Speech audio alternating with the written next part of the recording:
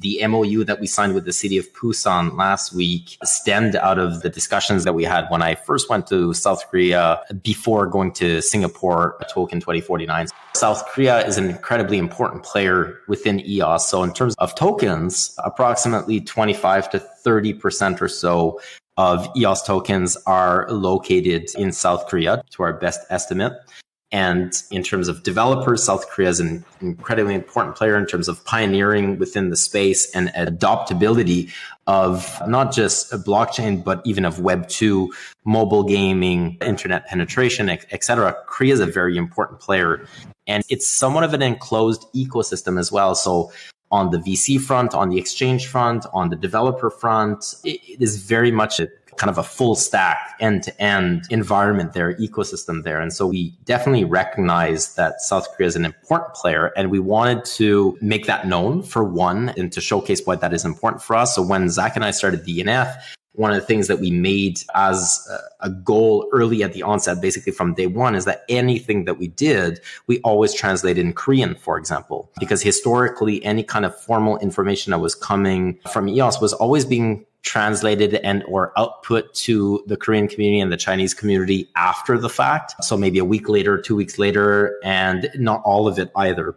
And so it was really left to people to actually do this. It wasn't really formal in that sense. And early on, we made it a priority because we recognized that particular market and that particular community as being very important. And so continuing in that trend of wanting to recognize that, and because there's tremendous value in South Korea on multiple fronts, heading back to South Korea right before going to Singapore was an opportunity that presented itself, COVID restrictions being diminished. And even since then, so when I first went to South Korea a month and a half ago, there was still the requirement of doing a PCR test within 24 hours after landing. That since October 1st has been removed. The regulatory environment and then even just the logistics of travel's environment has changed considerably for everybody all around the world in the last 3 years or so.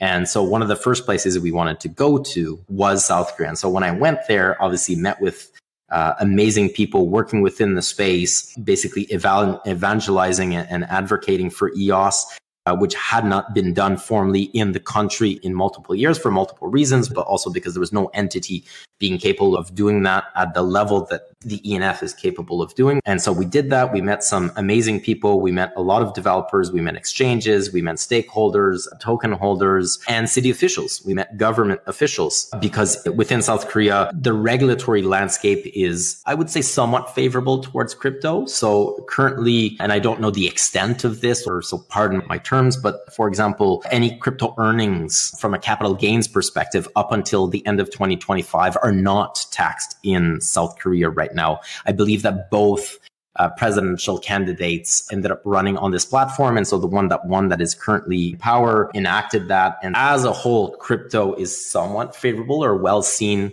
within South Korea. And so we wanted to make sure that we align with that as well, and that we can get government officials to see the power, the benefit of EOS, of the technology that we're powering with Antelope, the code that we're maintaining and that we're growing, and that we're essentially open for business, and that we want to be there in that market very early on in a very formal, very public manner. And so this MOU opportunity presented itself. If you look at the others within that MOU, and I'll explain as well what an MOU is because I've received a lot of questions about that. But if you look at the MOU and the other participants in the alliance, so the VCABB, they're all exchanges except Coiness. So Coiness is a media partner within South Korea. But if you look at the four others, they're either exchanges or they're VC funds. And if you look at those who have signed MOUs with the city of Busan prior to this, it was Binance, FTX, Huobi. So it's all exchanges. So yes, they have their own exchange token, but they're not layer ones. They're not blockchains, so to speak.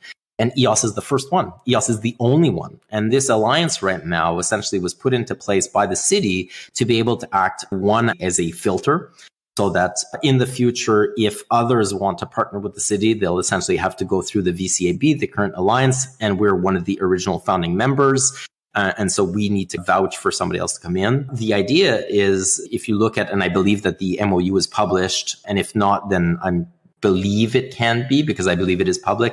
But basically, what an MOU is just a memorandum of understanding. These are quite standard and quite formal for government to do with industry. So it's very difficult for government to actually make formal agreements with industry unless there are formal contracts because they're hiring you to do something. But outside of that, an MOU is a very effective way of doing this. And it's very formal. It's very real. It means quite a lot. And it basically signals intent. And in this case, the intent that is being signaled by this MOU is that the city of Busan has entered into an MOU, which is a non-binding agreement. So MOUs are non-enforceable, but it's a signal of intent that basically these entities have capital and they've got capital to deploy and they're looking to deploy capital, which we've been doing with the ENF over the last year or so. And that in particular, if the city of Busan can do its part of the MOU, which is essentially attracting businesses and individuals, developers, etc., to relocate and to set up shop in the city. And they'll be doing so by using multiple mechanisms like favorable tax breaks, office space, subsidies for employees, et cetera, et cetera, et cetera. If it can do its part of the job, then when the ENF and when the EOS ecosystem is looking at where it can deploy some of its capital, that a particular applicant and or a particular entity or business or whatever it may be checks off the, hey, this makes business sense. It aligns with our goals. It aligns with our strategy. They are technically proficient, et cetera, et cetera, et cetera. If they're located in Busan, that's one extra check mark. That's one extra point for them, let's say. And so we've committed that we will look into South Korea as a whole, which we believe is a key player within the blockchain space. And within that particular country, Busan is trying to reinvigorate its own economy and it's trying to position itself as a hub within that country. The majority of the capital, the majority of the businesses are located in Seoul. In terms of population, Seoul is roughly 22 million people, whereas Busan, I believe, is 3 to 4 million, something like that. So it's much smaller. It's a port city. It's trying to attract the younger generation to come set up shop there. It's trying to attract favorable conditions so that from a regulatory perspective as well, so that businesses set up there and that they're signaling internally, hey, if you guys come and do this, we've partnered up and we've signed an MOU with people within the industry at various levels that they will look at this particular jurisdiction as one of the more favorable ones. And so this also comes into play in terms of regulatory arbitrage. So I did an interview with Bloomberg before leaving. And one of the questions that I was asked was about this concept of regulatory arbitrage. We're starting to see more and more around the world, different jurisdictions position themselves against others as a favorable location to be able to set up shop, whether it be to deploy tokens or to be able to attract capital, to be able to set up businesses and work on things within the blockchain industry, whatever it may be within that paradigm of where they fit in the ecosystem.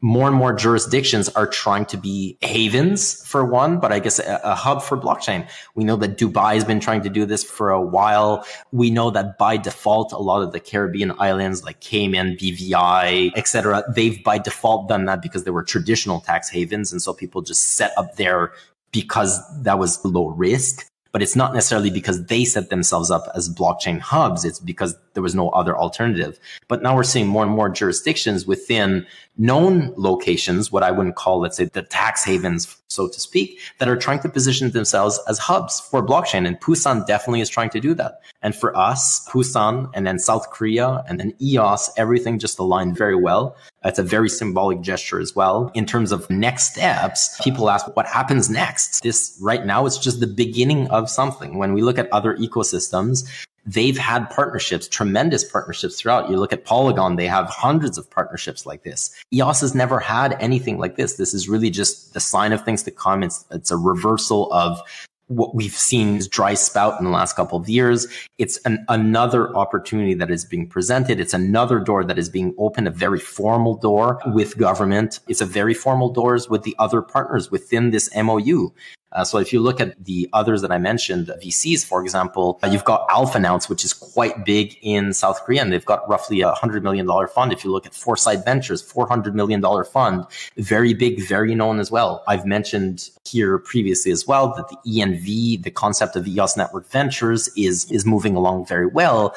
One of the things that we've been trying to focus on right now, create that fourth pillar, which would be more of the VC side of things. And we're looking at other VCs to get them to invest capital in EOS and the EOS ecosystem. And this MOU and these new partners that we met obviously can open more doors as well, without going into too much detail there. But it's just the continuation of what we've been doing, but in a very tangible way, in a very symbolic way, in a market that we respect and that we value tremendously. And this is just the beginning.